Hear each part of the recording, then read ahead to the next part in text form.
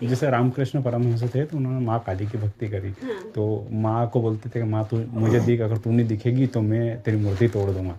तो बहुत उन्होंने साधना करी, फिर वो मूर्ति तोड़ने गए तो माँ काली प्रकट हो गई उसके सामने और वो बेहोश हो गए। तो जैसे कालिका माता साकार रूप में आ गई उनके सामने, तो हम ये चाहते हैं कि ऐसा कोई व्यक्ति, कालिका माता जो साकार देवी थी ना, नहीं तो उनका प्रादुर्भाव तो वैसे वो लास्ट कॉन्शियसनेस है, जैसे वो चेतना की परम अवस्था माँ काली आखिरी शक्ति दुनिया की, जैसे कि काली है तो अंतिम जो छोर होता है यूनिवर्स का, तो वो साकार रूप में जब आ सकती है, तो बाकी ऐसे ही कि मैं अगर कृष्ण या राम को याद करूँ तो वो क्यों नहीं आ सकते। हमारा ये था एस्पेक्ट। वो आधार वो तो उनकी साधना थी और उन्होंने इतने समय से तपस्या किए थे तो उनको साक्षात्कार हुआ। हाँ तो मतलब ये साकार में तो इन द कोई एंड ये अभिलाष है, से तो नहीं आए, जी जी, एक चित्र जैसा दिखाई पड़ा।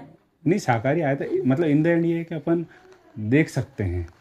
हाँ। ये जैसे आप कह रहे हो कि नहीं देख सकते हैं, पर ये आदमी अगर साधना करे तो देख लेगा, ऐसा कुछ। जैसे कहीं के साथ लीला भी करते हैं भगवान।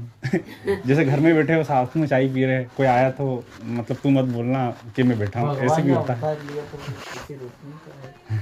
भगवान के दर्शन, जिससे कृष्ण हुए, राम हुए, भगवान के दर्शन कर सकते हैं कि भगवान साकार भी है और निराकार भी। चलो फिर अपन आएंगे, अपने टाइम से सोचा था थोड़ा ज्ञान अर्जित कर ले, तो ये थोड़ा सा समय का मुझे इस समझ नहीं आया। जैसे कि आपने बोला 1250 वर्ष के हर युग होते, त्रेता, कलयुग, द्वापर, और जैसे एस्ट्रोनॉमिकल कैलकुलेशन अगर किया जाए रामचरितमानस के अनुसार तो 8,80,000 साल तो राम जी को आए हुए हो गए। तो उसमें त्रेता, फिर बीच में द्वापर आया, फिर सतयुग जैसे, और कलयुग 4,32,000 वर्ष का ऐसा कहा जाता है। तो इसमें क्या डायमेंशंस है, जैसे आपका अलग थ्योरी है और दूसरी चीज़ों में अलग थ्योरी है, ऐसा मतलब? थ्योरी अलग नहीं है और वो भी नहीं है जी उनका कहना भी जो है उस अनुसार सत्य है।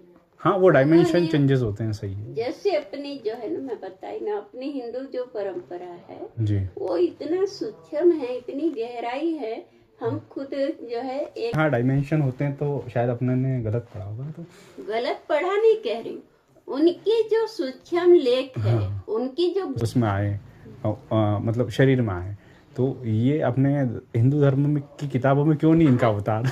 मैं हिंदू किताबों में लिखा हुआ है। क्यों ब्रह्मा नहीं है क्या, शिव बाबा नहीं है क्या, किताबों में नहीं। लेखराज जी को कौन सी उपाधि दी, जैसे भगवान शिव ने? भगवान ने ब्रह्मा की उपाधि ब्रह्मा जी। अच्छा, बोल रहे नहीं, हैं आत्मा का निवास कहाँ होता है शरीर में? है ना, आत्मा का निवास आत्मा की निवास भ्रुकुटी। भ्रुकुटी में होता है। नहीं, मैंने कहीं शास्त्रों में पढ़ा है कि हृदय चक्र में होता है, मतलब लीवर में कहीं होता है, ऐसा शास्त्रों में मैंने पढ़ा है। तो सबका अलग अलग पॉइंट ऑफ व्यू होता है देखने। लेकिन